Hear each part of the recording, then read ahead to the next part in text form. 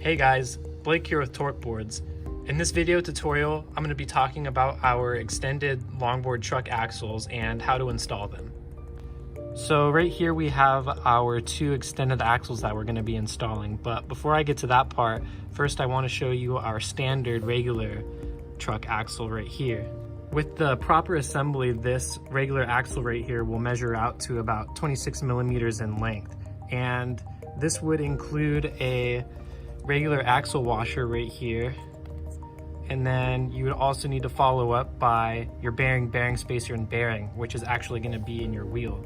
So you can see this is set up like this right here, and this would slip on, and next you would need to follow up with another washer to protect your bearing on this side, and then you would bolt on your lock nut right there, and there would be your standard truck axle.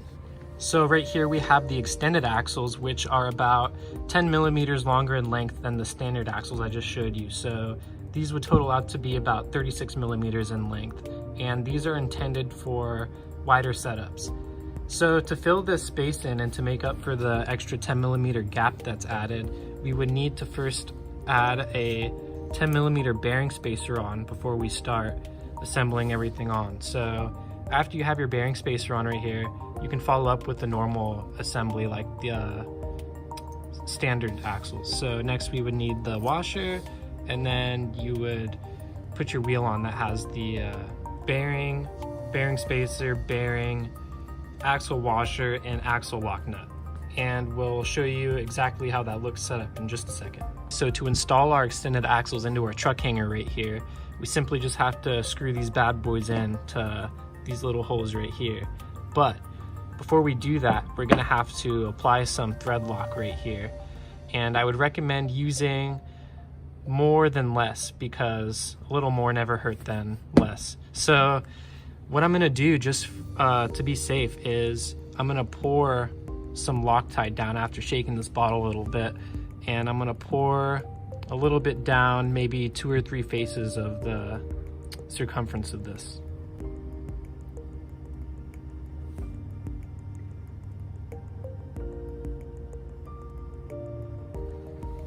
Now that I got some of these sides coated, quickly before this starts drying a little bit, you want to apply some thread lock onto the axles themselves right here where this screws in. And I just do another 3-4 strips along the side of this like so. And then we just want to screw this into the hole now.